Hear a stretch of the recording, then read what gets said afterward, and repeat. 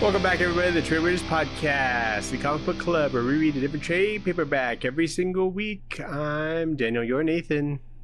We're brothers. We're books maxing. We're books maxing. We're comics maxing. We read comics. Hot comics. Ghost Pepper.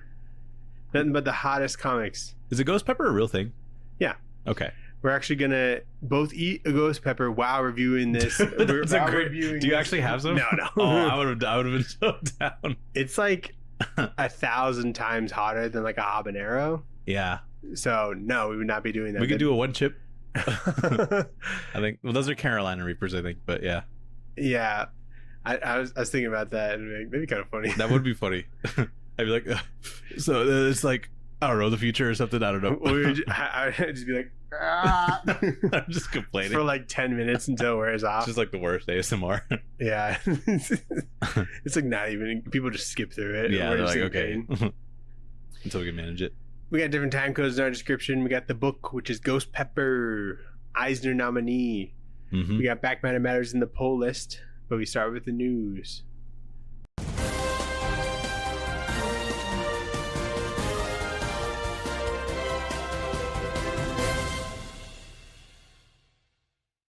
What kind of news you got? I got some good news.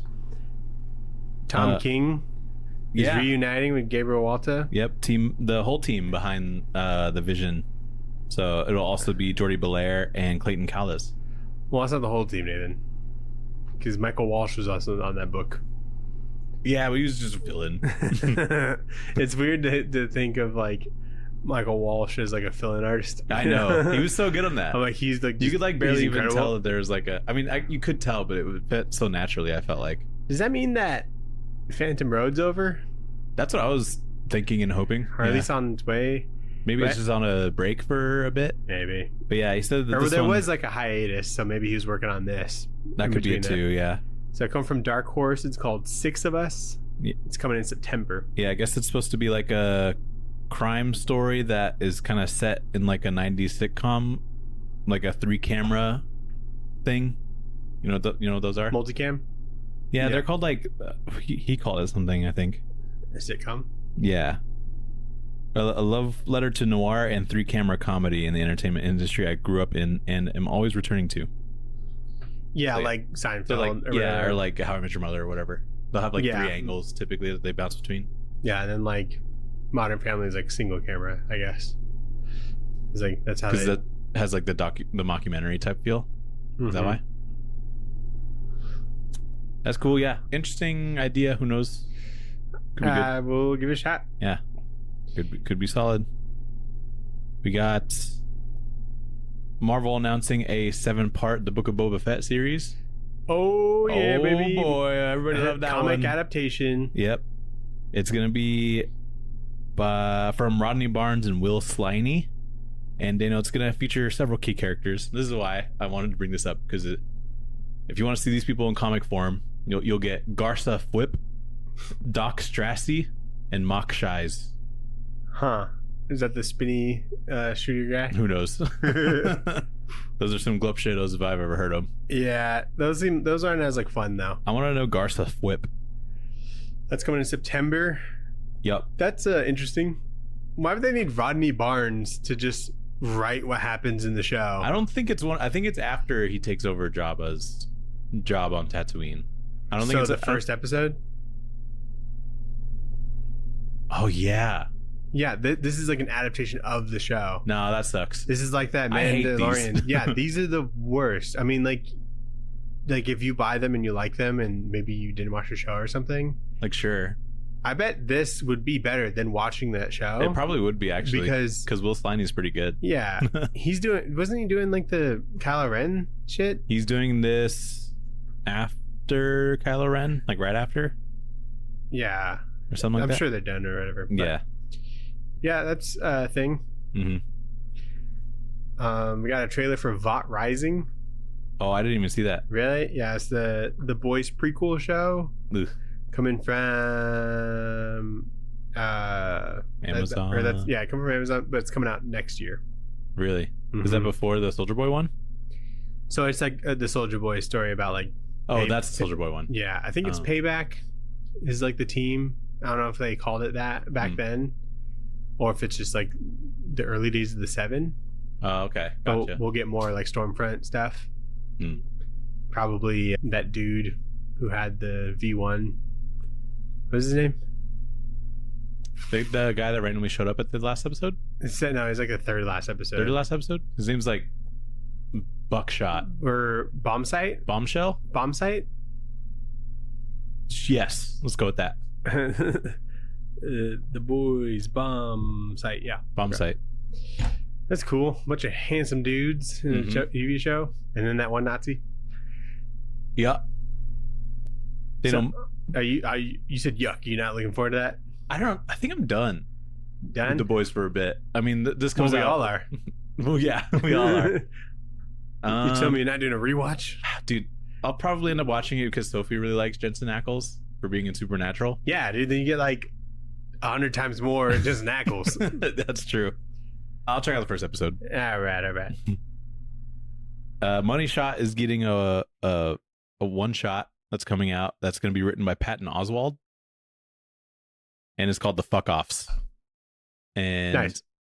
It's a parody of Secret Wars, I think. So it's going to have like weird sex competitions or whatever. Like the original the original Secret Wars didn't have sex competitions, but I guess the original Secret Wars that Marvel had, where they were on like Battle World or whatever, and they had weird things going on. Yes, Battle World. It's going to be like that. Okay. And I think it's kind of fun. Little one shot. Mm-hmm. But Patton Oswalt's getting around. I like He that. sure is. I like that for him. I like heard his voice in a movie that I'll talk about. Okay. And I'm like, I met that guy. It is cool. And then He was Sarah's like- like, that's not Patton Oswalt, is it? I'm like, it sure is. It sure is. Yeah. We got a trailer for X-Men 97 season 2. I saw that was a thing, and I was like, okay, I'm going to have to check this out later, and I never did. But I'm so excited. You don't need to watch it, the trailer. Yeah, I don't need to. You're going to watch the show. I'm going to watch the show. That comes out July 1st? Yep. I'm pumped. I watched that first season strictly between like 2 and 4 a.m. So I really don't remember a lot of it. Just watch like the Like the space episode. Gambit dies because it's awesome, and then the space episode, and then like last episode. Yeah, that's true. First episode's good too. Yeah, that's true. I like that one. I like a lot of those episodes are really strong. Did you see that Amazing Spider-Man 1000 is coming out? No. So you know how like when enough comes out, they'll be like 1,000 Yeah, or 300 or whatever. Big landmark issue. People have been talking about the cover. I just wanted to show you that. What the hell? Is that like the cover A? That's cover A. No, it's not, dude. I promise. Is that JR?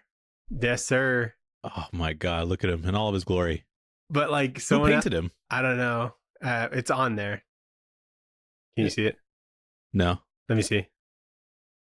It looks better with paint. It does look better, but you still, But he still looks kind of off, funky. you know. Paolo Rivera. Oh, he's great, yeah. Yeah, I like him. he's very good. I'm like at first, and you just see his shoulders. I'm like, So JR did pencils and Paolo Rivera painted. yeah. They should just get Paolo Rivera to draw. He's great. Like, do pencils. I don't know what happened. Oh, man. Is he currently the artist on Paolo Rivera. AMS? No, Ed McGuinness Is he? on ASM. Good for him. Yeah, he's awesome. I like Big it. fan. That's funny. I yeah, can't believe that's cover A. They're like, this is the one that encapsulates all the Spider-Man.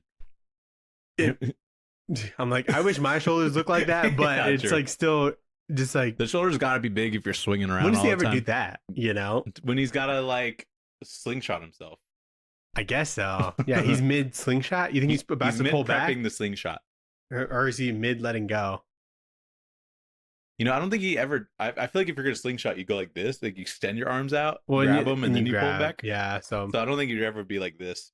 he's about to start the slingshot. I don't know. For Maybe- 1,000 though, Maybe he. it's got to be the coolest cover like of all time. Maybe Spider-Man thought that his pits were a little sweaty, and he needed to swing around and slingshot, and so he's like, "I'm gonna keep it." Maybe he knew they were stained. Yeah, and so he like knew had. it. Yeah, he's like a little self-conscious. That's the kind of superhero book I want. Just like everyone looks as smelly as they actually are. You know, Dude, those suits probably smell so like bad. a little bit like the stench marks or whatever. Or like you get a photo for the front pages of paper. It's like you waving, and it's just like pit stain. There's dirt. There's you know? dirt. Yeah. There's people were like, Yeah. you know, That's real Spider-Man. is that all the?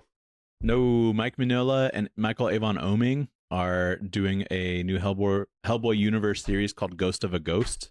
Avon Oming's on that? Yeah. Oh, I was like, that seems like a cool idea, and I didn't even look into it. Yeah, it's supposed to be like an 80s spy book. And it got me for a second because it says it's a new 4-issue limited series spinning out of giant robot Hellboy. And I'm like, hold on. But it's like not. It's just in Hellboy universe. But I think it's because it's the writer of Giant Robot Hellboy is also helping with this. Mike Mignola? So it's Mike Mignola and Chris Robson. Dude, every time I see a new Hellboy thing come out, I'm like, I need to fucking read all of Hellboy so I can read this. Just going down the deep dive, the rabbit hole of Hellboy would be so fun. I don't know. Somebody likes them. I don't know if I have enough time left. You know, I'm not dying, but that seems like it would take so long. It would. You'd have to commit so much to it. If like, you know, how people ask you like you're stranded on an island. It's like 100 trades. You know, dude, so much. It's got to be like 100. Some trades. of it's got to be pretty good. Yeah, I'm sure it is. Yeah. I think people who read it all love it. You know, but that's like. It's like One Piece, dude. Dude, it really is. It's One Piece for comics. It really is. Like, I don't give a shit about Spawn or whatever. Like, this is like, seems brutal. But what about a deserted island? You would take Hellboy? I would take, if someone was like, what are you going to read? You know, for the rest, I would if I could take all of Hellboy, I'd probably do that. Because it'd take me a while. There's a really big, like, oversized Hellboy omnibus. And it's like that thick. It's called like monster-sized Hellboy, and it's got like a ton of shit in there. Really? Yeah. The library editions are beautiful for those Hellboy books. Those are really nice. Parker has one. He's never read it. I went over to his house once and I was like just reading it while he was doing something else. I was like, this is so big. We should invite him on for our Hellboy episode where we do Seed of Destruction. Like, oh yeah, I know that you have like, the big Hellboy. Come on, we'll motivate you. Let's quiz him. Yeah. But anyway, what book did you read this week, Nathan? We read Ghost Pepper by Ludo Lullabi, who is the writer. He does the art and he is the letterer. And then Adriano Lucas does the colors. Do you think that's his real last name? I hope so. Or is it Lullaby? Lullaby? It could be Lullaby. I don't know how to spell lullaby. But you might as well go by Lullaby if you have a name it's that kind of sick. Yeah. It's kind of sick. If you're out there getting Eisners, and you got to embrace the lullaby because that's what people are just going to be calling you. Yeah. But what did this get the Eisner nomination for again? Ongoing. Hold on, I can look it up. Oh, I have it pulled up. Nice. Bro's prepared. No, I'm just didn't clear my tabs. Prepared. Where the fuck is it? Oh my god. It's like every time I look up these nominees, like a different thing comes up, a different order for him comes up. Ghost Pepper, best new series. I looked it up. Sorry. So, yeah, coming from Image Comics. I don't know if you said that. What did you think of this? I did not. I thought this was cool. I like the idea of it. I at least had a initial, maybe like pitch of it, where it's just kind of like this weird post-apocalyptic town, and it's just about somebody that owns a food truck. Yeah, I love that. It's kind of like it turns into like something way more. But I think this, and the fact that like Ludo is writer, artist, and letters for it, I think creates super respectable. Yeah, very respectable, very dynamic, and I think just that also helps create like a universe that doesn't push too much on you. It feels like they introduce you to a lot in this like first issue, but then he does a really good job of kind of easing you into it with like the rest of this trade. And so I think this universe feels pretty fun and dynamic and looks cool. I think the writer artist thing is always the coolest because like they write the thing and then they like put what's in their head on the page, you know? So because if you hand it off to somebody, it's like kind of impossible for them to do exactly what you're thinking. Yeah. No matter how much like description really. But in a way, that's kind of the beauty of comics too. Yeah, the collaboration is like helpful and the colors are kick ass in this. You know? They are so good. Very dramatic and purposeful. Killer color palettes, you know? And like sometimes it feels like they're only using like 3 colors, you know, and then just shades of that. Mm-hmm.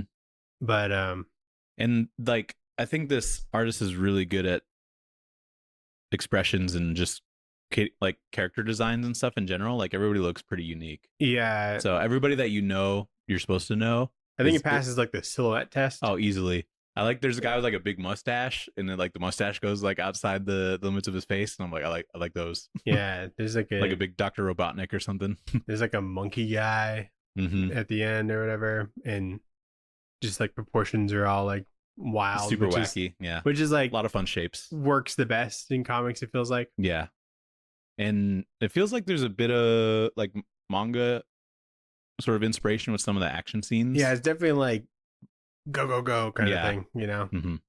But I like it. Like I know this came out like a couple years ago because it's on like 18 or something right now. But it just it's pretty deep in right now. Why did it get best new series now? Dude, I didn't expect a follow-up. Well, like you'd think it'd be within 12 of his, but I don't know. Well, I don't know. 2025 or it's on is Eisner's for like calendar year? Okay, 12 is about to come out in June. Oh, okay. So that makes sense. It started in 2025. Okay. God. Sorry to confuse you. I was confused. But I have a wrong opinion about this, and I understand it's wrong. Uh-huh. But like starting off with this, I kind of just felt like generic Image sci-fi book. Mm-hmm. And I'm like, just like how he was reading, it's like, we don't know what's happening. Oh, there's just like a silent, super strong type. Mm-hmm. And what's his deal, you know? Yeah. And it just felt really familiar, you know? And then the fact that it was coming from Image made it seem like less fresh. Right. You know? And it wasn't until you got more into the story that you're like, all right, there's okay, I see what they're doing. Yeah. Yeah, I think that first issue, I'm like, there's a lot kind of going on here. And it also didn't help that there wasn't issue breaks. Because it felt like the first issue is like super fucking long. Yeah, it's like 50 pages or something. Yeah, so that maybe affected the flow for me. But if you told me this came from like Boom Studios, I'm like, Boom is on it, you know? But then when it's coming from like Image, I'm like, yeah. Really? I feel like there's like a dozen of these. I feel like Image isn't like the HBO of comics really anymore. It's not. That's true. But I still like hold them to like a high regard. Yeah. You know? But like in this, I'm like, this feels kind of like East to West. It kind of feels like a little saga, you know? But that's just kind of what like sci-fi comics are at the moment, you know? But I ended up like being wrong. I'm like, all right, this is cool. Like it works really well, and I like where it's going. So who does this artist remind you of? Or who does the art remind you of? A pretty dynamic art, and I think what really makes him stand out is that like panel to panel, like facial expressions are really emotive. Did you have somebody in mind that reminded you? I think like a Dan Mora almost, but like a more stylistic Dan Mora, because Dan Mora, at least for his cape stuff, is pretty like standard. It's kind of like as far as action of Dan Mora, and then just like the facial expressions of like Rob Guillory almost. Yeah, I could see that. That's a pretty good with like comparison. A splash of DWJ maybe. Yeah, because there's some pretty like impact panels, you know. Right. Yeah, I would say that. Did you notice like the I don't know, like the texture that was laid over a lot of this? Like it was like it does like that chowder thing almost. Oh yeah. You see like real close. I like noticed that like everywhere, and I didn't even notice. I like couldn't tell if I liked it or not, but overall I think I'm pro whatever that is. Little bit of texture. Yeah. Make it a little cozy. But should we get into it? Yeah, let's get into it.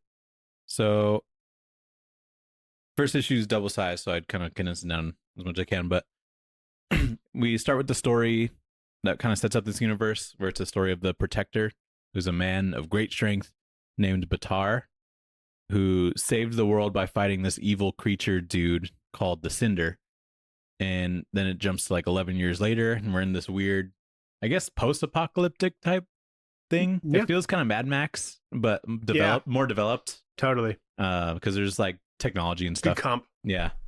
And so Loloi is the main character who runs a food truck serving food with her secret ingredient, ghost pepper. And she has to compete for business against this other food truck owner named Todka. And he's like super pissed that she's doing so well. And then at one point, there's some huge patrolling robots that show up to try to identify an unregistered person eating at Loloi's restaurant. They attack the man, but he's actually able to fight back because he's got super strength and powers and super fast. And he destroys the robots. And he calls himself Ash. But he goes a little bit too berserk, so Ash's friendly robot named Jiminy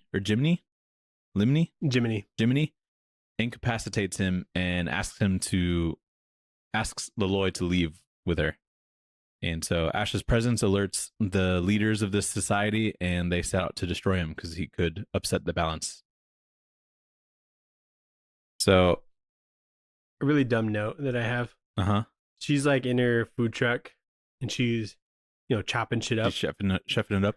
The onomatopoeia for chopping is tack, T-A-K, and that's just fucking perfect. It is. Tack, tack, tack. Yeah, like when you're like really into it and like that, tack, tack, tack. Yeah. I was just like, good sound effects.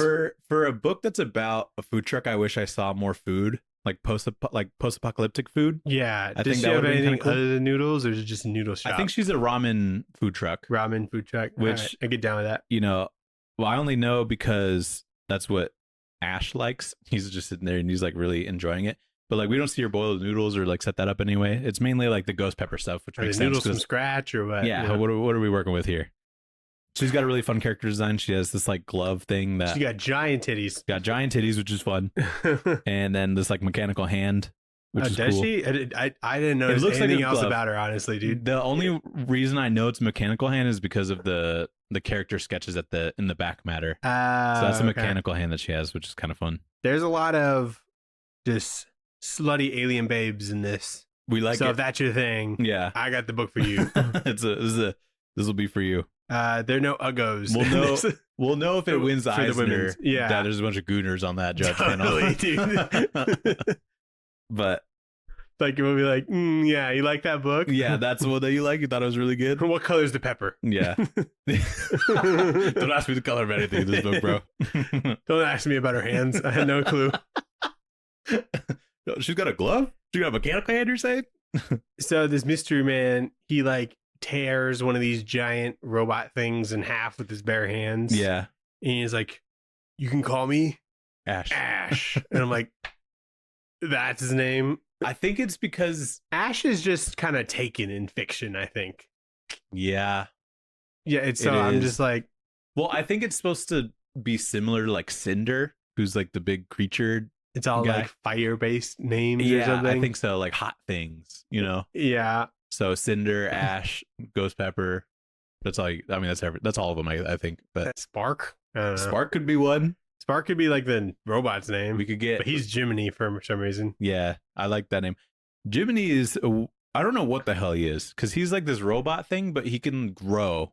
And he can like shapeshift. He shapeshifts pretty much. He like expands himself because Ash goes like berserk mode, and he has to like put him to sleep. He's kind of like Jake the dog if he was a robot. Dude, yeah, you're right. Which is fucking sick. That is kind of cool. Robot Jake the dog. Loki just want to keep reading to see what Jiminy turns into. Yeah, like I here want and to there. know more about him. It turns out he's like a little bit more important than I thought, just from like a small line that's in this. But yeah, it's pretty cool. The big robots are kind of crazy because there's a big robot that transports other robots to go fight Ash, Yeah. and so I'm like, So a car, Nathan. they got a lot of metal. Yeah. A few more things. So Jiminy has to like, I don't know, like get like giant Mm-hmm. and then like basically hug Ash Yeah, he swallows him like to sleep. Yeah. Yeah. And I'm like, this is how I put Lucas to sleep. when he goes crazy. Guy's like, ah. And you gotta be like, okay, calm down. Lucas will be like crying because he's tired and then like won't go to sleep because he's crying. Mm. And it's like the most aggravating shit I've ever Yeah, like dealt with. You gotta wrap him up. Yeah. I'm like, shh, look, I'm trying to give you what you need right now.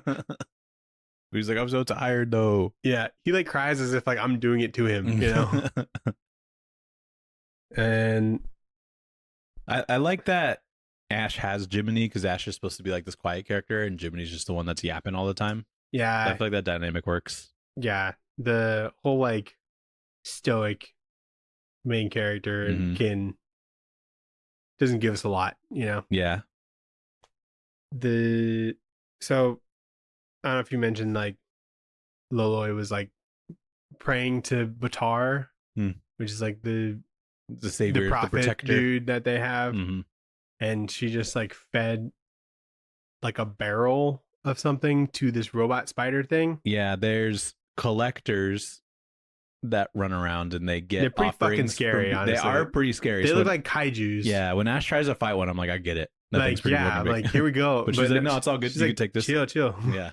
It's like, are you out of your mind? Yeah, that's like attacking like the garbage truck, Like, yeah, it's helping us out. Like, yeah. So I guess part of this whole society is that this royal family run by this Batar guy has set up some sort of system where everybody's registered and you gotta like give offerings at some point. Sounds like a church. Well, I guess it is because they're praying to him. Yeah, they're all praying to him. Yeah. And if you don't know who he is, it's like, what the fuck? You live under a rock? He basically was. I like how when the collector came, Ash is like, hands off my noodles. He did not want to get his meal interrupted again. I'm like, is he just gonna like never have noodles this entire like series? If I woke up, we find out that he's just been out of commission for a while. But if I woke up and had ramen and I didn't get to finish it, I don't think I've ever been happy about not finishing a meal. Yeah, like being cut off before you're done. Yeah. Even if I was like almost done, I probably had like one more bite into me. Yeah. Anyway, issue 2. So we see Master Batar, who's like the ruler of this world, and he's scared that Ash is still alive. His name's Master Batar. Master Batar. That's what people call him. Yeah. And so he's scared that Ash is like still alive, and he wants him handled. Master Batar. Oh. Is it a play on words? Didn't think about that. So masturbators, he's scared. He's scared that Ash is still alive, and he wants him handled discreetly. So he recruits somebody from this group called the Eclipses, I think. And it turns out that Ash doesn't know this great Batar because he's been in a coma like underground, and he like just got out. So he doesn't know about this whole religion thing. So Loloi explains how Batar, the mythos is that Batar defeated the evil Cinder by punching him to the moon. But Ash reveals that he's actually the one that fought the Cinder and punched him to the moon, and he nearly died. And now he's just been totally forgotten, which pisses him off. And then we meet the Vex, who's part of that Eclipse group that stopped Cinder, and she's hired to hunt down Ash. So what's interesting about this is that we see Batar in this issue, and we learn a little bit about him. And he doesn't seem like he's a traditional, like, evil, corrupt ruler dude. Because he's put, like, some semblance of a society together. And he also has, like, a loving family, it seems like. Mm-hmm. So he doesn't seem like all bad intentions. He just maybe did something a little bit fucked up to try and, like, create some sort of a functioning world. Really, everything was going fine. Like, maybe he doesn't have to collect as much as he does or whatever. But yeah, that's true. I like the way he draws hair on like this guy. Yeah. It almost looks like those candy strips or whatever, but with like lines going through it. Yeah. I Pretty good hair for a lot of people, because that same guy also has this like weird like pencil beard. Oh, it's like really long. Yeah, it's like a really long, it's almost like a Fu Manchu, but if it started on your chin. Yeah, that's bizarre. Yeah.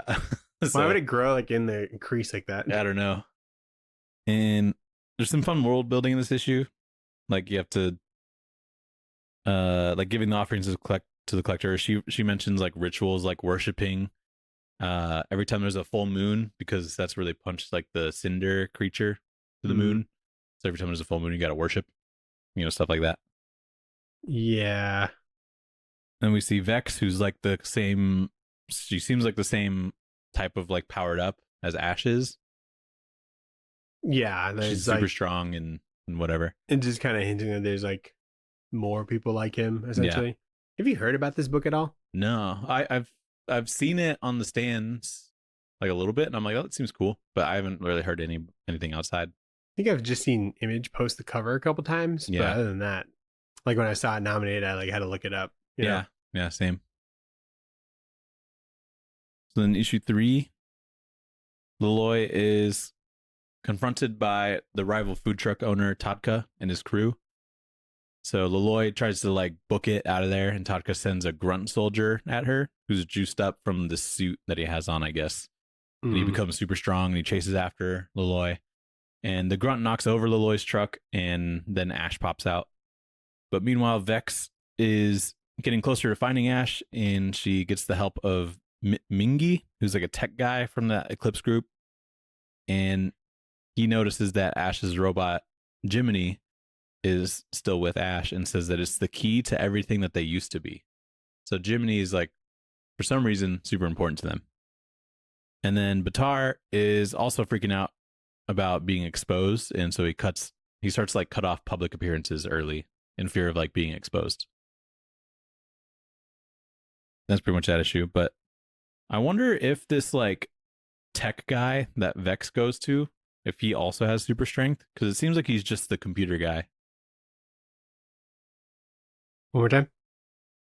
Mingy, I think is his name, the guy that Vex goes to. I wonder if he's also super powered, or if he's just like the tech guy or like the computer guy. Is it the one with like the nose? It's this guy. Oh, just a computer guy, I'm pretty sure. Did you see he's playing Mario?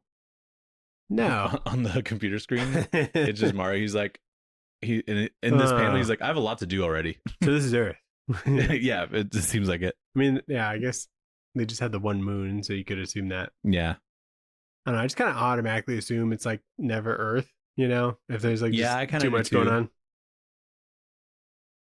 But I wonder why Batar isn't freaked out about Vex and this other guy exposing him. Like, why is Ash the one that's supposed to be the one that exposes him if they're supposedly all eclipses? So maybe they have some sort of agreement in place with the rest of them. But well, it's like, what are you gonna do? You know? Yeah, maybe they didn't want to like be a part of leading this new world, so maybe they were fine with Batar taking over.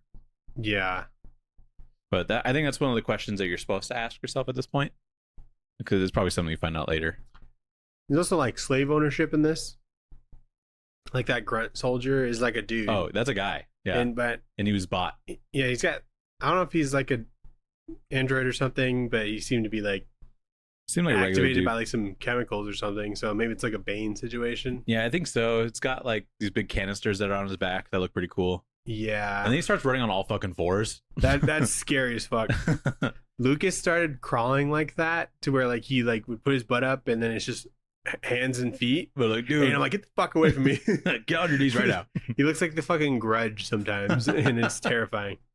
That's funny. Well, look at his elbow. That looks pretty mechanical, yeah. Yeah, are you looking at the same one? No, I'm looking at this one, different angle. But yeah, I mean, that could be just his arm or whatever, but... Yeah. Did he profess his love yet? That's the next issue. Okay, spoilers. But yeah, there's like moments like that, like small moments where I feel like he adds a lot of movement. Like when the canisters pop up, you can tell that they spin just based off like the dust in the air around it. Yeah. Stuff like that. So that's why I think he's like really good at a lot of this. And like the impact of him hitting the truck and like tipping it over, you could like feel how heavy he hits that shit. Yeah, he's got motion. He's got a lot of motion, dude. And then Batar, he's like at a parade or something, and he stops a robot from like accidentally crushing a kid. But it's pretty obvious that he had like staged that kind of, because he's not actually like super strong. Did it seem that obvious? To me, it seemed like it. Well, wasn't that obvious? Because I didn't notice. He stops. Or maybe he does actually stop it, but he says to himself that these prosthetic arms are working less and less. I'll really need to get them fixed if I want to keep up appearances. Oh, so maybe he isn't that strong, but his suit he's got, like, yeah, that helps him out. That. Okay. And so to me, I'm like, is he putting up like a syndrome type of appearance where he's like, look at me, I'm your big savior. Look at me, I saved this kid from a big robot because I'm so strong. Like basically like, but it could be like Luthor type. Yeah. So these eclipses are like the super people or whatever. It seems like it. It seems like Ash is the only one that's like showed signs of strength. So Vex has The girl one? Yeah, the girl one saves like some miners that are on like this big rig. Oh, big rig. The big rig. Post Malone's in this. There's a crossover. So we know that she has strength. I don't know about this other dude though. So issue 4, Tadka's grunt warrior dude, his name's Toggle. He tries charging up a big punch on Ash, but it gets like easily blocked. And Ash ends up being like super nice to Toggle. And he's like, you know, you don't have to get yelled at all the time. That guy's pretty mean. And Toggle's like, yeah, you're right. And so they kind of just join Loloi's group with Ash. And Loloi is super angry about her truck getting wrecked. And so she like goes up and punches Tadka and tells him that they're going to keep Toggle until Tadka like pays for the repairs. Pretty much. And this is when, before he tries punching, when Toggle like is told to do what he's like supposed to do or do what's natural to him or whatever. And he like professes his love for Loloi. It's like a little joke where it's kind of like the SpongeBob meme where it's like, all right, let him have it. And then SpongeBob's like, you can have it. So it's kind of like that. Yeah. But I really like this great buildup of him like, oh my God, I'm like charging up and there's all this like green flames coming out of my back like a jetpack. And like, it seems like he has a jetpack or like a booster arm and like in his elbow to help his punches a lot. Yeah. And that shit looks super cool. And then he punches him and it looks like this big shockwave happens. And then you just see that Ash has it blocked. So pretty cool moment. And I guess all of this technology that he has on his back is just activated by like a lever or something that's going there. But again, I don't really know. Maybe he's like a cyborg because it seems like he's at least partially human, but maybe his arms aren't. Yeah, he's got love, you know? Yeah. Yeah, because he feels emotion, so I don't really know. I also really like this panel where Loloi punches Tadka and you see his like mustache like also get affected by the punch. Yeah.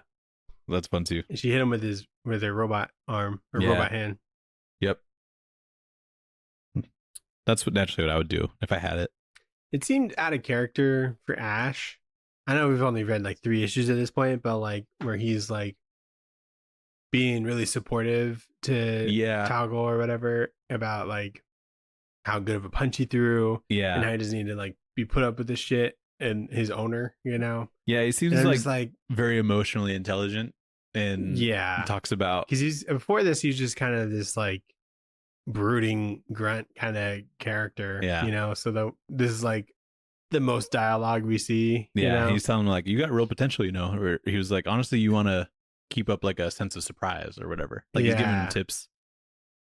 So yeah, I agree. I thought that was a little bit weird for what we know about him so far. And then in issue 5, Mingi, who's the tech guy of the Eclipse, he visits Batar to taunt him about Ash coming, and then Batar gets like super angry, starts fighting him.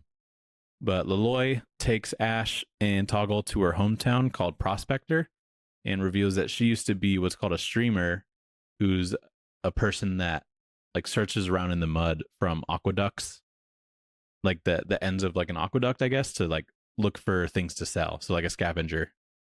And when they make it to Prospector, all the kids in the town love Loloi. And they're like fascinated by Ash and Toggle, who are just like dragging the truck around. And they bring the truck to Loloi's dad, who's like, yeah, I can fix this shit up. And then there's like these 2 other characters, I even forget their name, but they are just like, don't fuck with us, we run this town kind of deal. Well, one of them was like the mayor. Is that who he was? Yeah, the dude in the left or whatever. Yeah, the skinny guy. So a little bit of tension there. And then they visit Loloi's ghost pepper farm. And we find out a little bit about what that is. You have to like dilute it 1,000,000 times in order to just have it be safe to eat for humans. But Ash eats one whole, which is like everybody freaks out and they're like, it's going to kill you, but it activates some sort of like fire powers for him or something, or he at least gets super angry. It seems like. He says he loves this stuff. He does say, I love this stuff. So I don't know, freaks out a little bit, and that's like the end of the trade. So wasn't the X-Men in Legion the one with like the fire mouth? Chamber. I'm like, was his name Cinder? They're ripping him off. Yeah, he does like that sort of thing. No, he looks like almost like a he does look demonic presence, like who's being like unleashed here, or maybe he's just kind of like going Super Saiyan in a way. Yeah, it seems like it activates that other persona in him or something, and it just happened, or maybe the ghost pepper actually catches on fire. When he I goes don't really- sicko mode, Yeah, when he turns his freak on. yeah. I think that the ghost pepper does that. Mm-hmm. Did you look at what the ghost peppers look like when they're like grown? Because they have a skull on them. Do they? That's Yeah. fucking metal. I think that is just really like you look at just the ghost peppers as they're growing on the trees, and they have like a skull. They shape just on look them. like little slugs. Yeah, they do. They look a little bit funky. I think when he eats one, there's this panel where it kind of looks more like a pepper. Hmm. But it's funny that her secret ingredient is this thing that's like super lethal, and you have to dilute it a bunch just to be able to eat it. Yeah. There's like a flashback between Ash and Batar, Mm-hmm. and it's like super well done because they definitely look different because you know it was a long time ago, it seems. Yeah, Batar's more hair. But it's so fucking clear like who we're looking at, which Mhm. I feel like is like hard to pull off, you know? Yeah. And Without I like thinking that they're like different characters or something. Yeah, and I like the coloring of these flashback sequences because it feels like everything, like world is ending and everything. This like, is like the apocalypse here. yeah, The skies are black with like red clouds. Yeah. You know? and we also see that Ash has like this big robotic arm thing that we don't see him have normally when he's walking around. Like we see him charge it up, and so Well, we don't really know what that is. But we see when Vex is like first finding out that Ash is alive, she like goes to the same arm, and she's like, "Oh, you're still alive," and she like touches it. yeah, it's like mounted on the wall or something. Yeah. So that's something cool. We don't really know what that's about, but it's cool to see. It seems like what the fuck does he need some arm for? You Yeah, it know? seems pretty strong already, but it could be some sort of enhancement that the Mingy guy gives him. He's like such like an OP character that like it seems odd that there's just this thing that he's missing Yeah. because it's like revealed that he like took out Cinder or Right. whatever, or maybe we don't like see that, but he does say that like it's bullshit that Batar has like statues of him, because he did that. Yeah. So it's like he's like prophet level, powerful, Mm-hmm. and so it's like, what the fuck does he need this arm for? Yeah, I agree. I think that's a question we're supposed to have at this point. Maybe it like activates because it seems like he has some electricity powers or something when he's using it. Maybe it gives him something like that. Mm. But there's also in this flashback, it's revealed that like Ash's lover dies or something because he's saying like I did everything to save her, and he's also like blaming what happened to her on Batar. So there's some sort of significant other there that I think Ash is also pissed about. So we find that out later, but not this issue or not in this trade. Did you mention that he hulks out and gets all giant? Ash does? Oh no, he doesn't. I thought Cinder was him for a second because No. like it shows from like an angle to where it looks like Yeah. he's like getting bigger, but he's not. Yeah.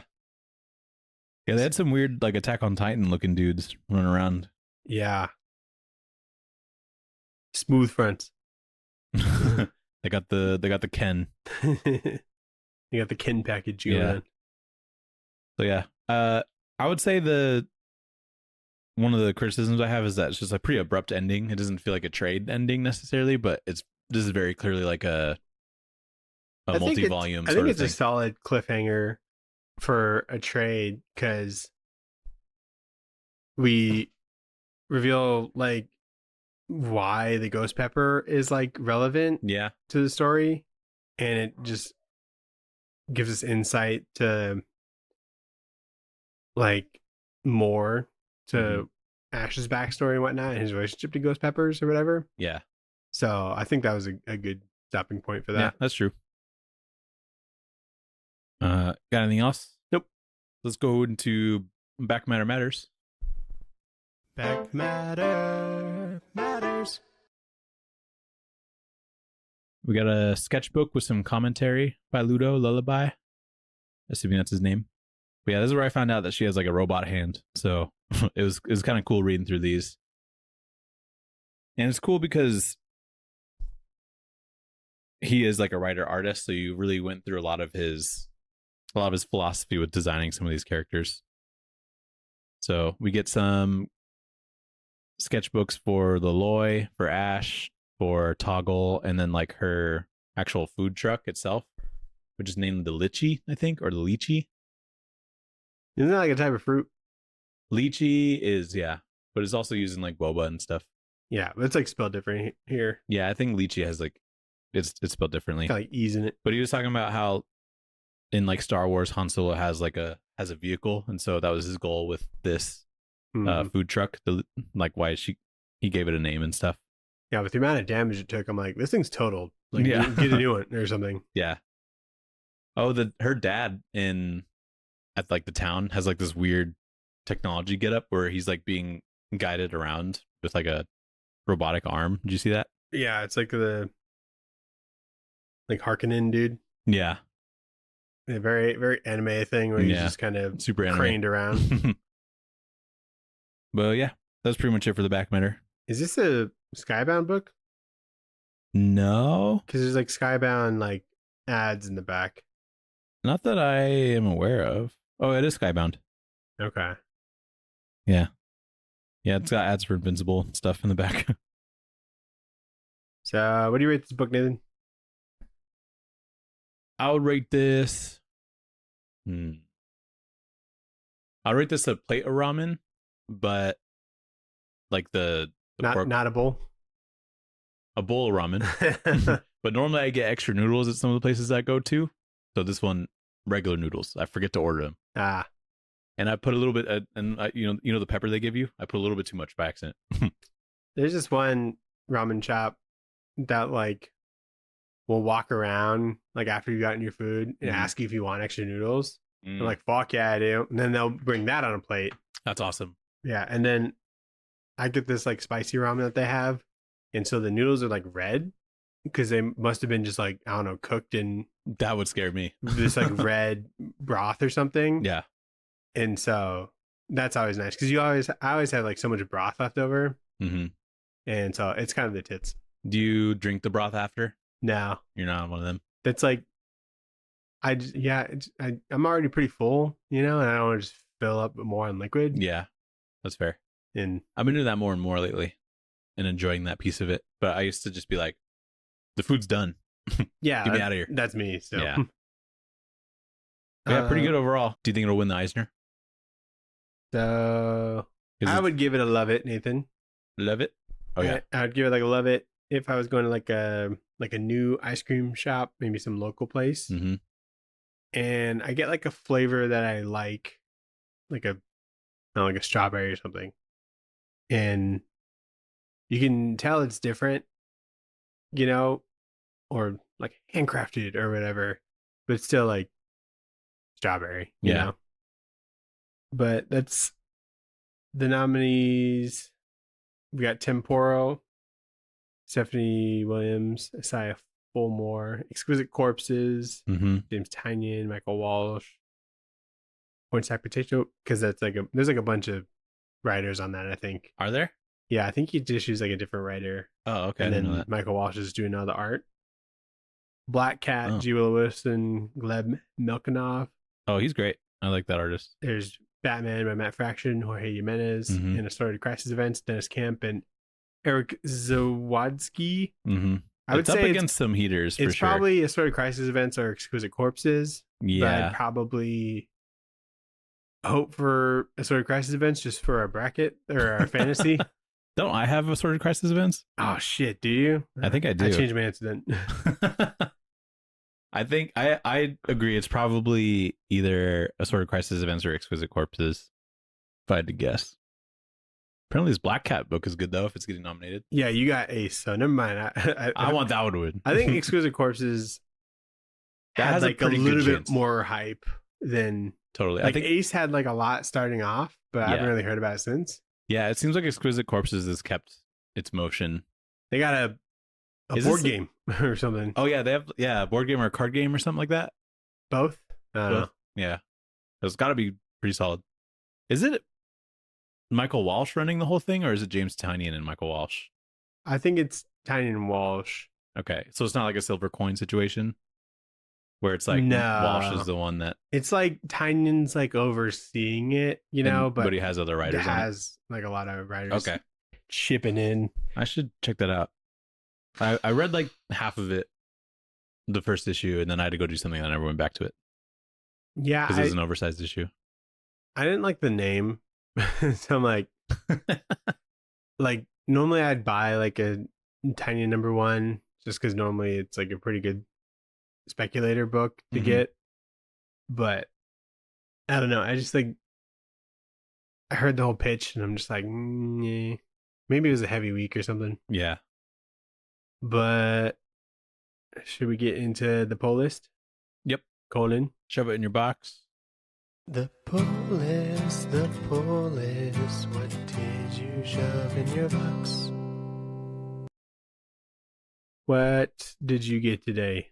I got JLA Avengers reprint number 1. I got Facsimile. Huh? The facsimile. Oh, facsimile, yep. And then I got Green Lantern. I think it's 32 or 33. That was 35. 35. That sounds right too. I gotta catch up. I'm on like 29 still. And there's a Berserker number 1 that Sophie wanted, even though I bought her a different Berserker number 1 a while ago. Actually, she read that one. So did you get the Hob or the Hab? The Hab? Yeah, I did. Number 2? Yep. Nice. Did you get Swamp Thing 1989 number 2? I did not. Did you get number 1? Nope. Oh, you didn't? Okay. Yeah, I just got 2. And then I'm not going to get it, but the new Ed Brubaker, Sean Phillips criminal book. Yeah, I saw that. 5 Years in Reverse. Looks fun. I was starting to reread those, but I read all the ones that I physically had. So I'm like, yeah, there's a couple. I'll get to this. There's a couple good like trades and graphic novels that look like it came out. Like that Rick Remender one where I'm a cat, but I'm in war. What is that one? Oh. Starts with an R, I think. You're a cat or is he a bear? He's like a bear or something. He's got an eye patch maybe. And he does a war. Dude, I bought that. What the fuck was it called? They're all like anthropomorphic animals. All right, I'm going to look it up. I think it was one word. It's a 1-word book. Give me the first letter. E? E? Yeah. It's 2 syllables. Escape. Yep. It doesn't really describe what the book is, Yeah. But anyway, cool. That's the stuff. Did you read anything? I read only just one thing. I should have gotten to more, but I just didn't. But I read the 0 issue of Warbird. I think is what it's called. But it's the Robert Venditti, the other writer. I think is the guy that made John Wick. And then Jesse Lonergan does the art on it. Matt Kent? No. Jesse Lonergan.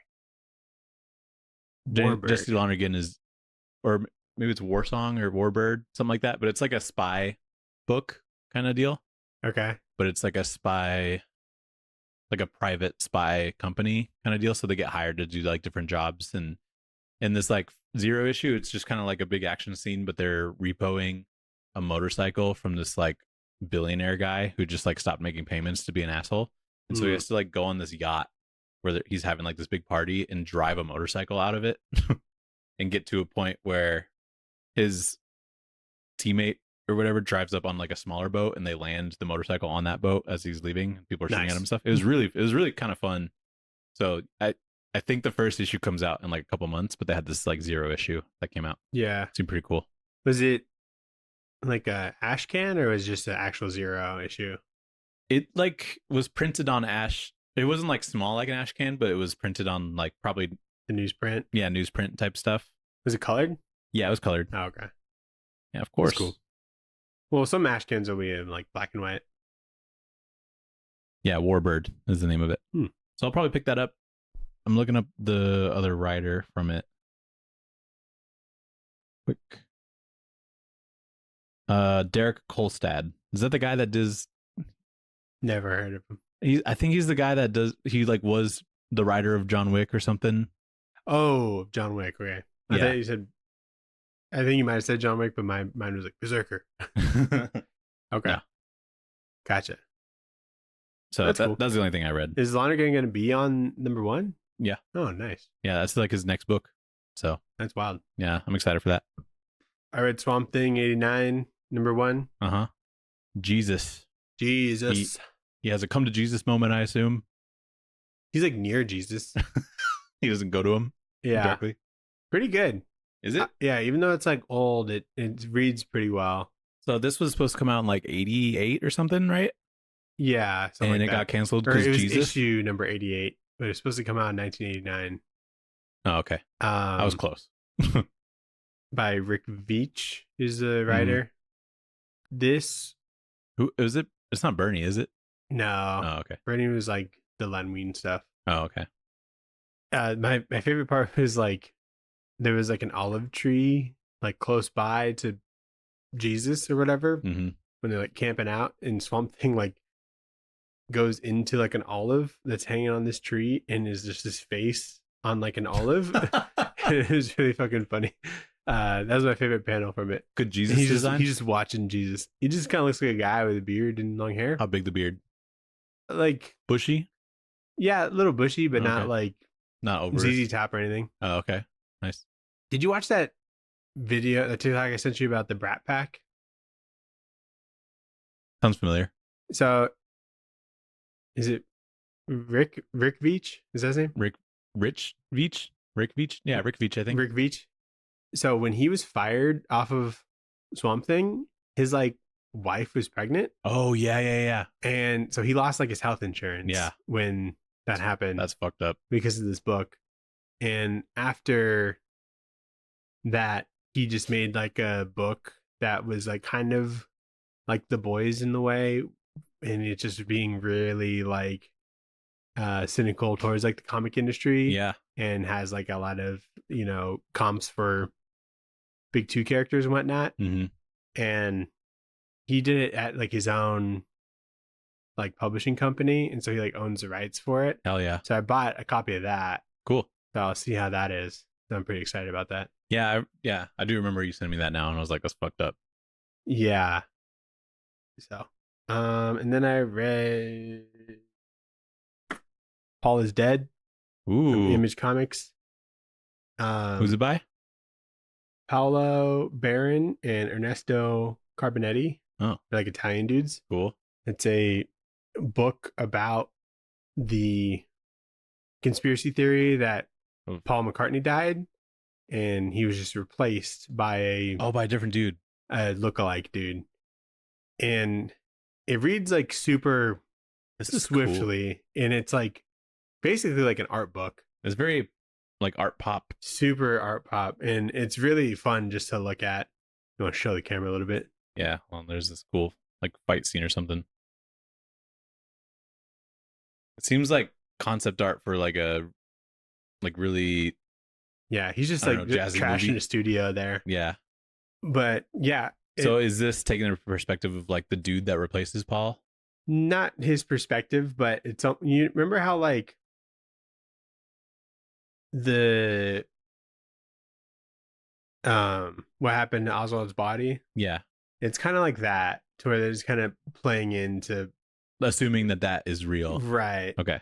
So it's a bit of that. Do you think that that's what happened? I read like the afterword that he had, and he's like was like quoting like some of their lyrics like in the book and stuff like that. And after reading this, I like found a few podcasts like you looked into it about this conspiracy theory. It's pretty fucking believable. Damn. But the thing is like the Beatles like played into it, and they started putting like a shit ton of clues and stuff for people to find. But obvious clues, or it's like a little obvious. Okay. Like, but anyway, it was really fun like hearing like all the clues and shit that people have found, and I'm like, maybe. I love shit like that. Yeah, so that was pretty fun. But yeah, super swift read. I think I read it like in like 2 sittings, which is like unheard of, but it's not a dense book at all. Cool. That's neat. It didn't really like feel like the characterizations that I know of like the different Beatles, It just kind of felt like someone else was writing their dialogue. You have like other Beatles comics too, don't you? You have the 5th Beatle? No, I don't have that. Oh.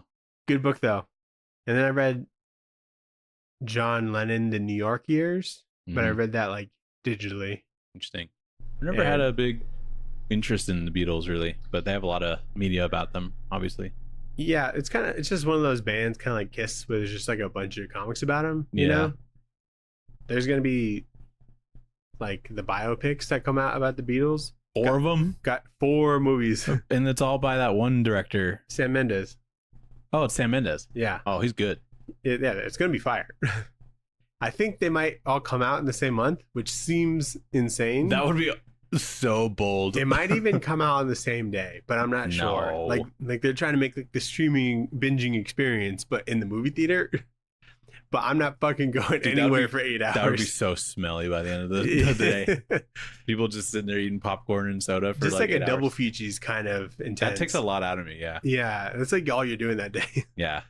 But we gotta do a Beatles month, dude. I'm down for Beatles month. I will literally learn so much about the Beatles. Yeah. But it's a little weird getting into the Beatles at this point. Just because there's like so much. And they have like their albums, but then they have like a bunch of other collected albums that are just kind of like greatest hits. Yeah. But they just are just kind of different collections of the songs. So it's kind of hard to like go through their discography like any other band. Yeah. But they do have like a lot of like really cool fucking songs and a lot of weird shit too. It's not like just all good or whatever, you know. But anyway, that was fun for me. That's cool. What'd you watch, Nathan? I finished The Summer Hikaru Died. Oh, yeah? How'd that go? There's going to be another season. What? I didn't realize that. I thought it was all in this one season. I thought it was all in this one season until like the last 2 minutes. I'm like, this is like going to wrap up. It's going to be kind of neat and see what happens. And then it's like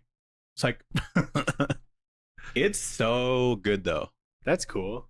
Like very different, and it feels like it gets scary as it goes on. Like kind of what, because we read the book and it feels more slice of life with like this little eeriness to it, and then it gets more scary. Yeah. As you find out more and more. That's cool. And I really just like adore the animation on that. Yeah, it's really good. It feels like they would crush like a Junji Ito project or something. Super slept on like anime. Totally. It seems like. Totally. Like we knew about the book because it was nominated, but yeah, I could see why it doesn't have a super huge draw, because it's definitely a slow burn, but totally worth it. And they find a lot of really interesting ways for me to at least keep it interesting while the slow burn is sort of happening. And there's kind of like a twist that I didn't really expect that I respect the fuck out of. So they obviously went like way further than just the first volume that we read. But yeah, there's gonna be a second season. And so, how long ago did that come out? I think it was just within the year. Was it? Oh, yeah. And the second season's supposed to be late this year, early 27. Cool. Let me see when that came out. I might catch up then. So yeah, definitely underrated. It was 2025, I think. Oh, okay. So plenty of time. Yeah. Assuming that studio isn't like bogged down by some other project. Did you know that there's a show on Netflix? It's like Tales from the Macabre or something, and it's just a bunch of Junji Ito stuff. I think so. And I was just like looking through the episodes, and it has the one where everybody has a big blimp head, the one that we read. Oh, you know what? I saw that they had the supermodel one. Yeah. Animated. And I'm like, that sounds fucking freaky. That would be freaky. And I think they have the one where the guy's trying not to sleep because he dreams for a really long time in his perspective. Oh, yeah. Dude, that's fucking sweet. So shit from... But it came out a couple years ago before the shitty, like, Uzumaki one came out. Is that what that one's called? Yeah. Severed? Are you talking about the one that we read? Yeah. It was called, like, Scars or something. Hold on, let me see. Do I have a physical copy of that? I thought you did. Where the fuck is it? When did we read that shit? Halloween? Shiver. I don't know what the fuck Severed is. Sounds like something. Yeah, so I think it has a couple of shivered cool. one shots on there. That's such a great idea. Yeah. So I might check that out. I just thought that was a thing after Summer On Ikaru Netflix? died. Yeah. Cool. You want to talk about The Boys? Yeah, you finished it? Yep. Cool. What did you think? I liked it a lot. Yeah, I think there's some messy parts, but for the most part, I think they stuck the landing. Yeah. I would say. I think definitely people had like some high expectations for like the final fight or whatever. Yeah. But in like the comic, we don't like see that final fight. Mm-hmm. You know what I mean? But the ending was very true to the comics, so I'm like super stoked on that. Really? Because they were so like, did they blow up all the superheroes in the comic? No. Oh, they didn't. The virus thing was like only really introduced in like the last couple issues. Like they're kind of talking about it throughout, but it wasn't like they were going to use it to kill Homelander kind of thing. But it was something that Butcher kind of had in his back pocket, and he was going to like release it like throughout the world or whatever. Yeah. Okay. But yeah, I thought this was done pretty well for the most part. You seem like you're about to like blow a gasket, like about to talk about it. No, I liked it. I have seen some criticisms on that like final fight and just different parts of like this season compared to like what the aura like the first season had or whatever. I think all that's kind of dumb because like a show has to mature and be different, you know, as it moves on. And you're just kind of like wrapping up storylines in this last season mainly. But I think overall the season is pretty good. Like he's building himself up to be this like Jesus type figure. And I would say that like, yeah, the final fight was cool. I like that Ryan came in at the end. Yeah. I feel like it would have maybe been cool if they were just going to diverge from the comics in general. If like Ryan was the person that had the Soldier Boy power. Oh, sure. And I think that would work because he's technically Soldier Boy's grandson. Right. And so but that's not like a genetic thing. But like, you know, he has, you know, it would make more sense to me than Kimiko, I think. Sure. But I guess she also has self-healing. So it works either way. They definitely got like pretty lucky that they got that to work, you know, last minute. That was very scrappy solution. They like got it to work and work perfectly. Yeah. Because that's like not a thing in the books. Yeah. So I like, I mean, Anthony Starr is just really good, really just incredible acting throughout. I think he's been like really, really consistent with how much that character is like probably like kind of changed almost. Like an all-time like villain performance. Totally. Yeah. Because he's like the scariest motherfucker. Yeah. You know? When he gets like super serious and you could tell he's getting unhinged sometimes. So it really feels like you don't know what he's going to do. Yeah. And when he gets his powers like taken away, he's like, I'll suck your dick, I'll eat your shit or whatever. And I was like, this feels really satisfying. Yeah. And the fact that they do kill him, I'm like, cool. You know, they didn't like try and shy away from that for some reason or whatever. I love that he got killed with the crowbar. The crowbar was cool. Because that's always kind of an element. Is it? I feel like he hasn't had a crowbar this whole show. He's always gotten the book. Yeah. So it's kind of. But it's cool that they did that. I like that. And then I like after that Butcher like Cameron like smiles at it. So corny. But some things that I like that, and then I also like that he was about to just kill all the soups at the end, which he like could have done. I think I think the inner turmoil kind of got to him, and so he was like performatively gonna do it. But he knew that he would probably stop him, and I think he wanted that to happen. Yeah, which is a good dynamic. I like that. Totally, that happened. Huey kills him. Does Huey kill him in the comic? Well, kind of. They like fall out of like a window or something, and then go to like a different lower section of like the building. Okay, I've heard that. But he's like, I think he gets impaled or something. So Butcher he breaks his neck, right? Breaks whose neck? Butcher like breaks his own neck falling out of the something like that. Okay, yeah. I like how Kimiko got her power to work with the power of love. Yeah, that was kind of nice actually.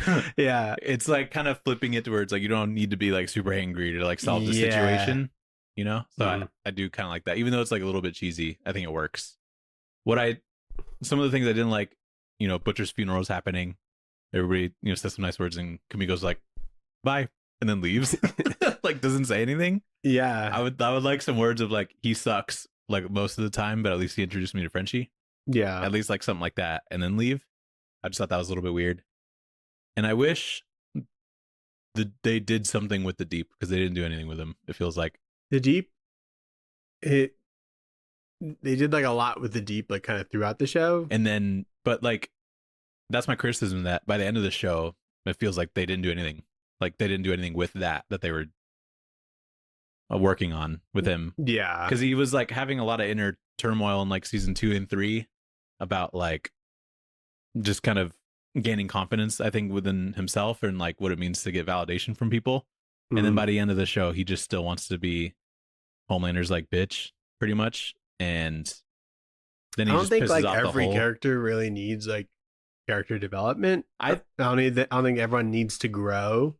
You know, I think that it could be valid. Like heroes are just kind of shitty. I think it could be valid, and he doesn't need to. I think it would have been fine, but just weird. It's weird that they put in the work, because that was like probably one of my least favorite parts of the show. Was just seeing him almost join this cult or whatever. So I'm like, okay, what are they going to do with this? And then they don't do anything. So I'm more so like bitter that they didn't do anything. He just kind of stayed the same guy. It's probably so just to have like another. Okay. Is because we've already seen like a person from the 7 kind of redeem themselves in A Train, and I think that was a good storyline. Yeah. But I wish at the point when the Deep was supposed to be the one that is the front man for this like oil rig or whatever that's going on in the ocean, I wish that's where he would have like cut it off. Yeah. And then he would have been like, he's like, I'm gonna go live in the ocean now or something. And then he's like actively prevents people from like trying to pollute the ocean, and maybe he becomes this like super zen fucking guy. And hippie it's dude, like, yeah. So I don't think he needed to like join the boys by any means, but maybe he's just like, you know what? I don't need this, and let me go live in the ocean. Yeah, I think so. I think just because he started out as like one of the shittiest characters and then just kind of lingered, I think they wanted like kind of another satisfying kind of death for him. It was a funny death, I will say. Yeah. Was that Samuel L. Jackson? Yeah. Who played like a hammerhead shark or something. Yeah. And he's like, don't fucking come in the ocean. They do a good job building up to us wanting him to die, because he doesn't like save that guy that's like 10 feet in the water or whatever. Yeah. So they do well with what he's given, and then that actor is really good at being the Deep, so I like that a lot. Yeah, he probably was. I think he was supposed to be like a lot smaller part, and then they just kind of built up on that. Yeah, because he's really really funny. Because the Deep's like not important in the book. He's just kind of there. Yeah. Sometimes he'll have like some dialogue here and there, but yeah, I think he's, for the purposes of the show, like an anecdotal character to just be satire throughout. Because he's always the one that's on like the commercials where it's like a celebrity being like, I support racism or whatever. Or like in this one, he's like the Red Pill podcast guy, and that's like got some funny beats to it. Right. So it's cool. But I like that.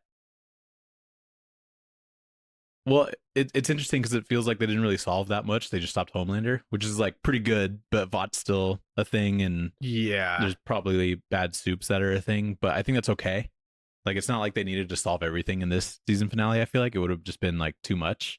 I think they solved as much as like the book did. Yeah. And then they are leaving it open-ended because there's going to be more stuff. Yeah. But I was kind of half prepared for the virus to be like to get out. That's what I was thinking that they were gonna do, and I think I would have loved that too. Yeah, definitely. Because like Butcher's like, he's like kind of right. Yeah, yeah, he is. In the book, the only person that lives is Huey and Starlight. So the rest of the boys are all like killed. Really? Yeah, because even the boys, Kimiko? the boys all have compound B in them. They just get it when they start the boys or whatever. Yeah. And so a part of Butcher like taking out like all the soups is also taking out the boys, you know? Does he take out all the soups? No, but that was like his plan. Oh. And so that's how Huey like knows what Butcher's up to, is because like their headquarters is like blown up with Frenchie and Kimiko in it. Yeah. I don't remember how Mother's Milk dies, but that is a thing. And so I was like half expecting for just kind of everyone to die in this last episode. It's like fine that they didn't, you know. Yeah, I think there's ways for both of them to work. Yeah, because you don't. Everybody with how much you've built up these characters, like no one wants to see like just everyone die, you know. Yeah, yeah. I thought it's funny that like Soulja Boy was just like stopped by like being put in a headlock, and then he was just like in Homelander's like bedroom this whole time. They do build that motherfucker up a lot for him to like not do a whole lot. Right. Like, I know he's got the big chest explodey powers, but we've seen that twice, I think. Yeah. And the rest of the time, he's just like chasing after people, like on foot, like not even going very fast, you know? Yeah. And he throws a shield sometimes and then he'll miss, or he'll like use a gun. So it's like, what are we doing?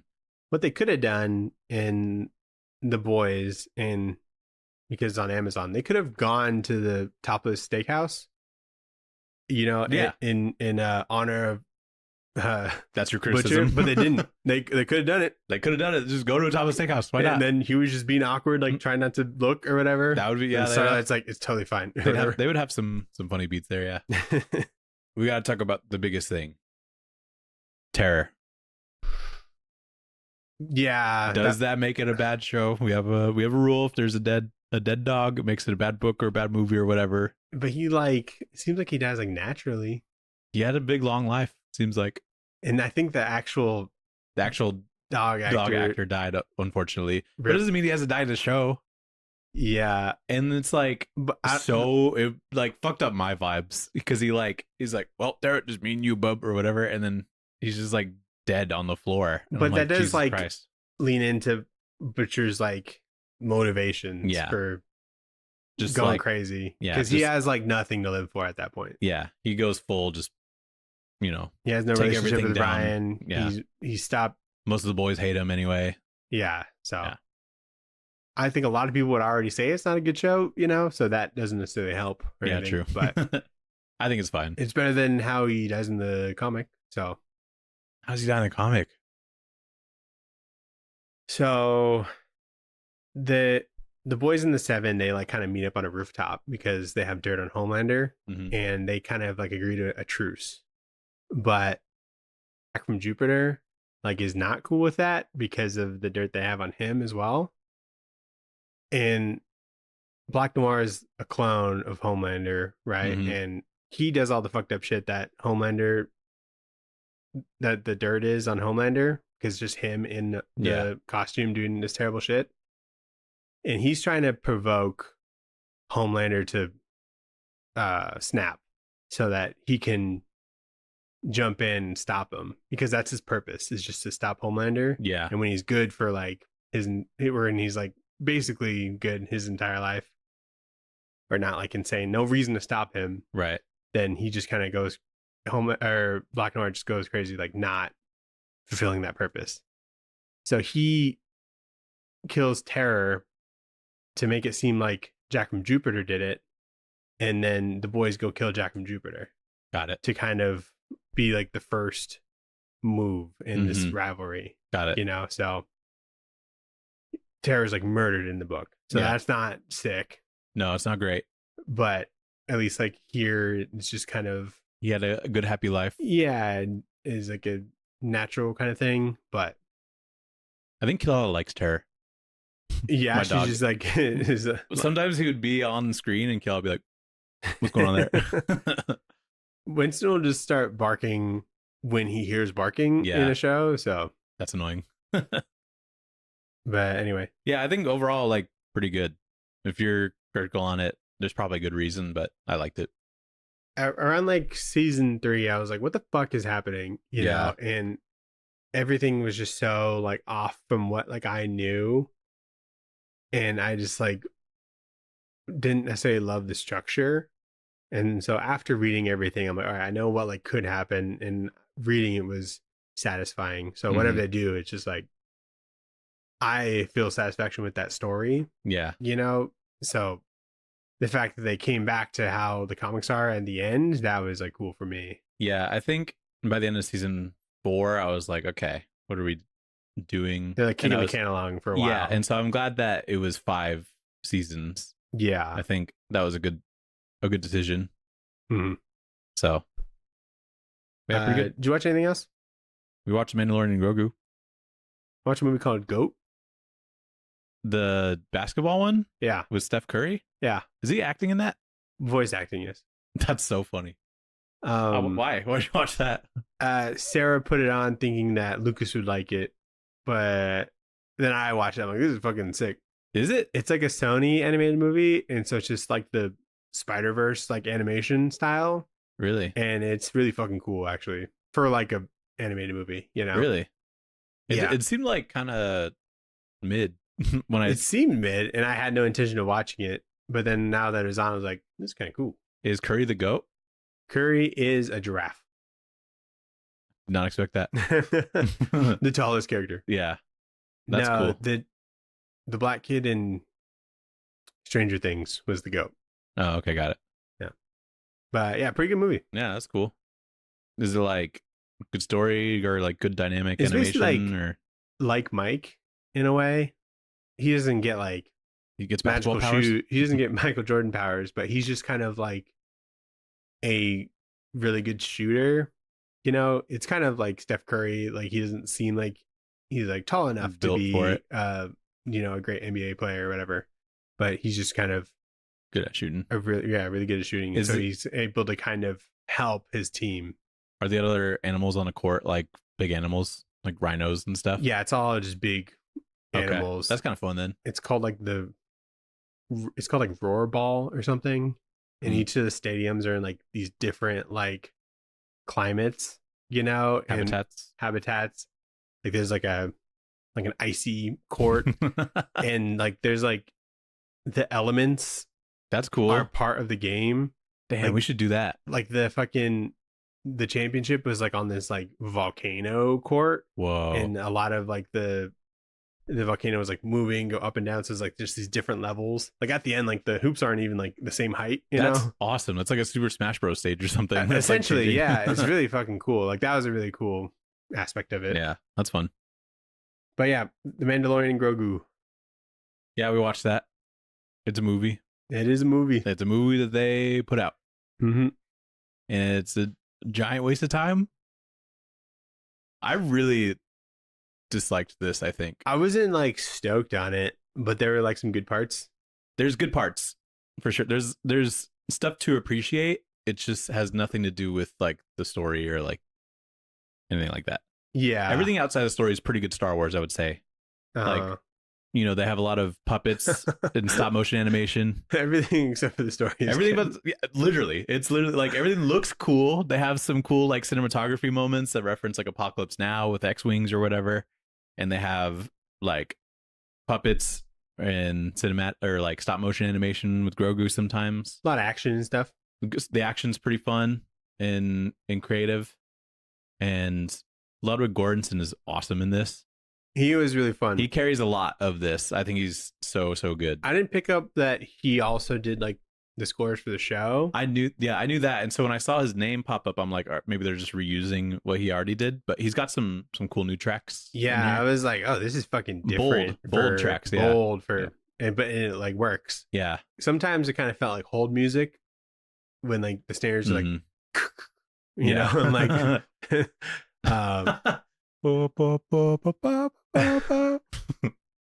so yeah, that kind of synthy kind of yeah. thing That like was seemed fun. to work.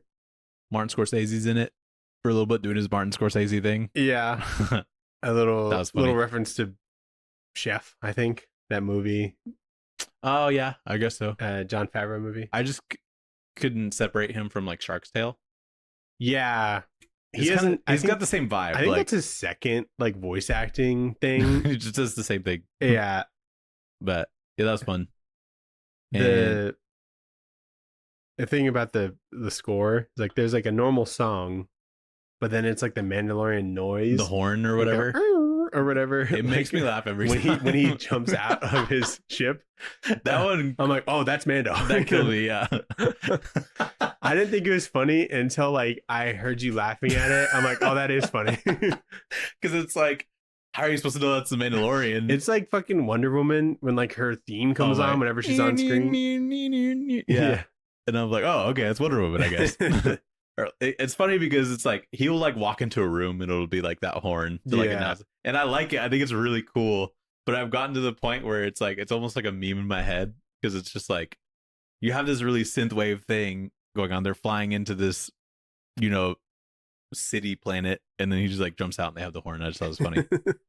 We get a buff Rada the Hutt, That was funny. which is one of the funniest things Such a crazy reveal. because I think I half expected it because I think something about that was revealed or I think it was speculation or whatever. I was so blindsided by But that. just like But seeing it, that they went with it and they were like really going for it. seeing a Hutt with pecs and abs, but he's still a slug, is really funny. Yeah. It was like, this is Jabba, but he's cool. Yeah, He's tough here. Buff Jabba. Yeah. Jabba the Buff in this movie. And like he's like a wrestler, not or a fighter, warrior, whatever. And I like that idea. Mm-hmm. It's interesting how they figured out his movement and how he's supposed to fight, and he like rolls around sometimes. To move faster. It's really He's still really fucking... silly. I like that part of it. A lot of it's just silly, like Star Wars kind of should be, with trying to figure out how the action should work. And we see some like new droids and stuff in this that are pretty cool looking too. There's like some beefy like looking droids that are in this in some scene, yeah. you know, so those are neat. I was like a little sleepy watching this, so I was kind of I was too. I started to like drift asleep at like 2 different points. I do remember seeing those robots, but I don't remember why they were there. But seems like he handled it. Just like some Mando bullshit. So like, yeah, all that stuff is really good, but I think part of the story is just like Mandalorian doesn't learn anything, or he doesn't have any new challenges. He doesn't. Yeah. He doesn't be like, we're basically in the same spot. Yeah, we're in the same spot at the beginning of the movie as we're at the end of the movie. He just has the Razor Crest now. Mm-hmm. Which is like not a huge development. You're just, if anything, you're backtracking. Because I'm happy that they went back to the Razor Crest, because I think that's such a sick like ship design. It's a cool ship design, cool name. And when he had that new one that was from like, Revenge of the Sith or whatever, yeah, I was like, okay, this is like cool or whatever. But the Razor Crest is just fucking. It seems like more utility for what he does. It's more beefy and has like, put a prisoner in there. Yeah, you can put a prisoner in there. It's good. Put his guns in there. I'm glad that it's back too. I would say the only thing, I was kind of half expecting that we learn more about Grogu, or like we learn something about him that's like this big crazy thing, and that's what Mandalorian has to deal with or something. But it's really just like them fucking around and like, oh, I gotta do this thing, so I gotta go here, and then it's like these people tell me I gotta go here, and it's just the same sort of formula. Right. So that's why it was like super stale for me. But I will say that Grogu feels like his own character a little bit more in this. Because you see him at points where he's not with Din Djarin, and he's like got to lock in and like do some shit on his own. And so I do like that he clearly is not just like a baby or whatever anymore. It feels like he can walk around and he is like 50 years old. Yeah, I know he is 50 years old, but like he's dumb as fuck in like the first couple seasons. Yeah. So now he can understand Din Djarin talking to him and telling him to push a button on his ship, Or he knows to push a button, but he doesn't know which one. But he understands him in a way, or like he'll walk around on his own, and then Djarin will be like, "Come here." He'll talk to him like a dog or whatever, and he will. Yeah. Or when he has to go save him, he locks in and like recruits people to go help all the Babu Fricks. That was awesome. Those guys are really funny, as silly as they are, and I don't think I ever really got bored of them the whole time. Never. No, that was probably like the best part. Like just like the puppetry of that. Yeah, they're really funny. They're just walking around in the woods or whatever. Mm-hmm. They're like, we gotta go over here. It felt like a lot of the dialogue. It felt like it was like what you'd hear on like a Disneyland ride. It just just very dry delivery, and it just I don't know, just not very interesting. When we left the theater and you were like, Sigourney Weaver was acting like a Disneyland ride. Yeah, it was so accurate. Like that clicked into like it clicked for me why. Good job, Mando. She's like, oh, I'm sure you're not a rebel. Sure. Yeah. Or like stuff like that. Or it's like, you got to go here and get John New Coin, whatever his name is. And we have a relationship with the Hutts, so don't piss them off.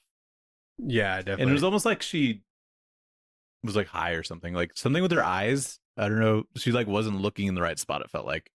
Or they were like too open like this. Maybe she's just like, that's how she looks now. I don't know, but it's long days on set, Yeah, true.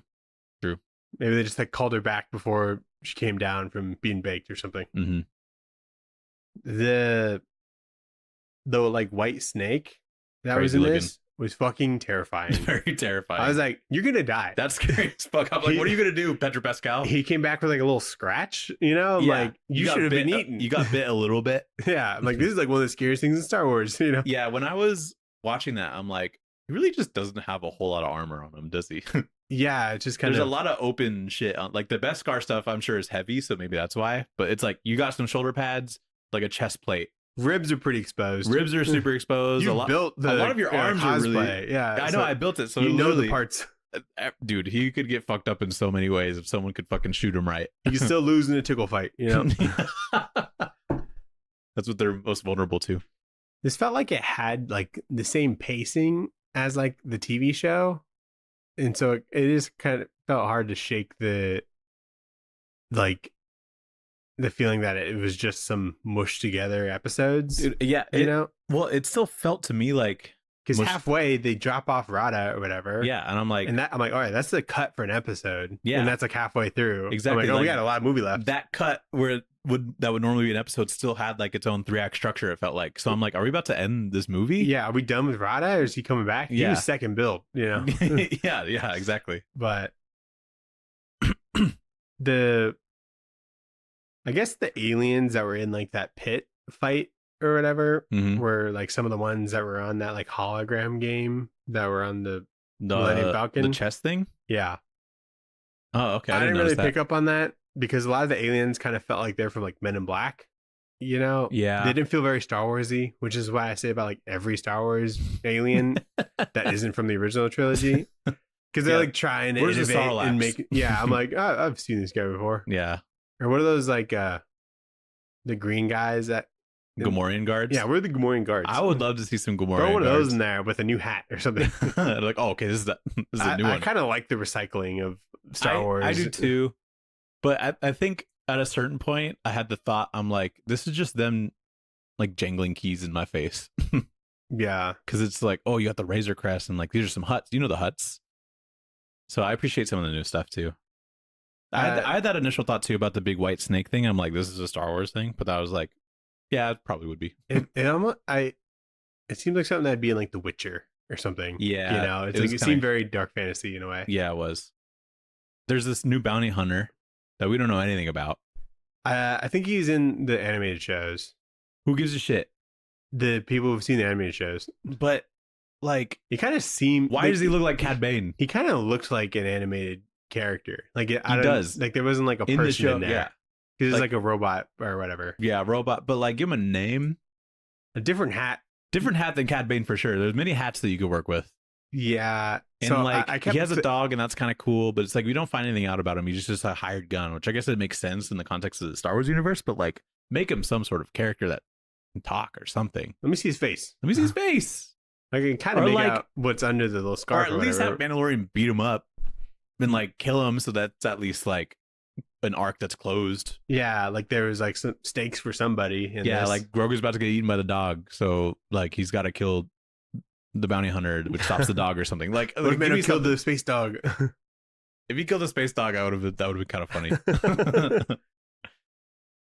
I thought that there were like cool planets on this. Good planets. There wasn't like good variety. It wasn't just like dirt, you know? Yeah, like where the rebel base was just like beautiful mountainous ocean planet. Or like the Hutt planet or whatever. That was really neat looking. Yeah, it was cool. With, like the weird trees and stuff. There's a snow planet. That's refreshing. Yeah. And the Hutts, they had like old like Clone Wars droid, or like not Clone Wars, but like they had like battle droids. Yeah, battle droids and shit like that. And that was kind of refreshing. That was cool to see. It seemed odd, but I was like, yeah, I know them. You know. Yeah.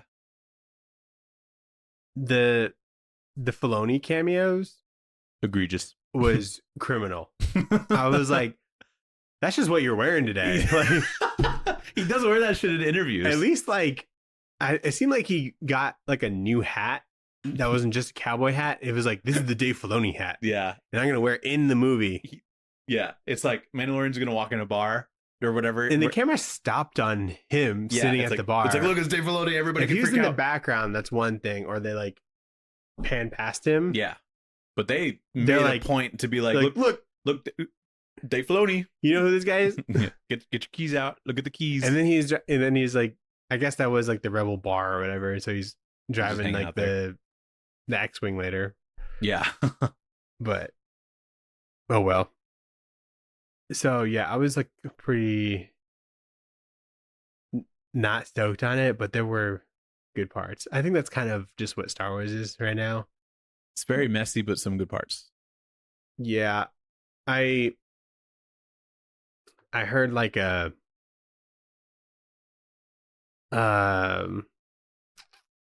like an alternate storyline that Disney would never do. I can't remember who did it, but it was on like the Blank Check podcast.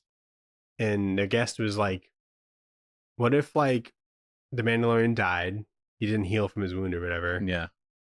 And you know how like in the shows, like Ahsoka and Luke are like, we can't train him because he's like too attached to Din Djarin as like a father figure. What if like Grogu just like rages out because of like the death of Din Djarin, and it would be such a contrast to like what that dude is now. Right, but because of his like slow aging, being like a Yoda or whatever, yeah, he's just like never gonna get like dialogue because like Mando will be dead at that point, right? You know, and so we're just gonna get the baby Yoda thing for a while. It's kind of genius.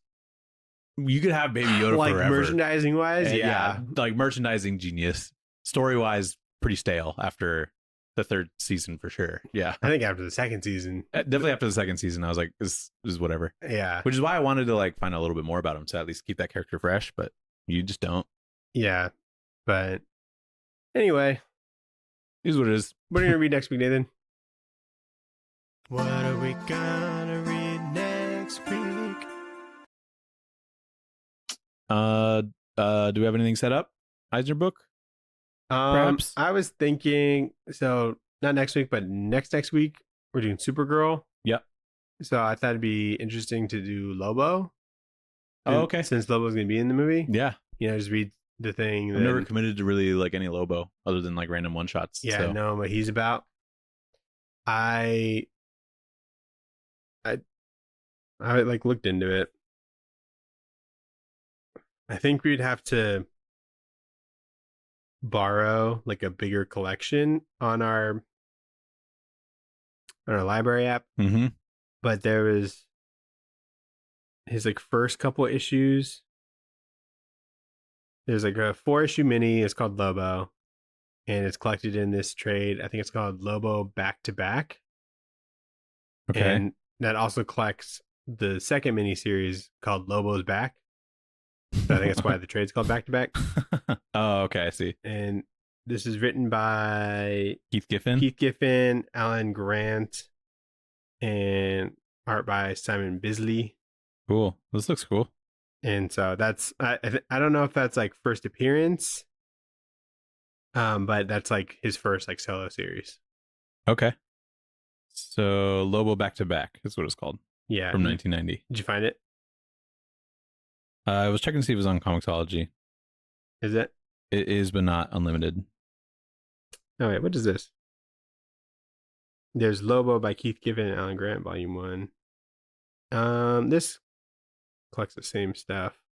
But it's like so we do Lobo's Back or collects Lobo? Or Lobo 1 through 4?